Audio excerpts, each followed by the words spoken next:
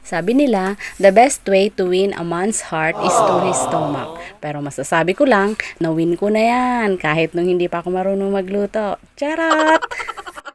Daming sinasabi, tara na nga, magluto na tayo. Binigyan po pala ako ng aking neighbor ng fresh na gabi, dahon ng gabi.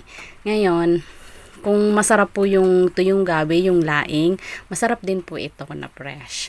Yan lang siya, hugasan natin, tapos isama po natin yung tangkay. Yan. Pag sasama-samahin lang po natin siya dyan sa kaserola. Yan, ganyan lang din po yung paghimay ng dahon niya.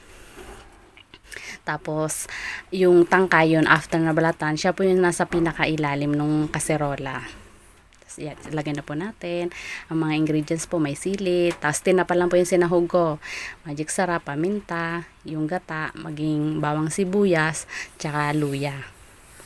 Pagsama-samahin lang po natin siya.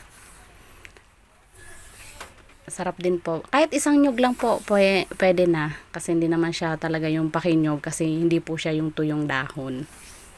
Fresh na fresh po, galing dun sa tanim ng aking kapitbahay. Wow!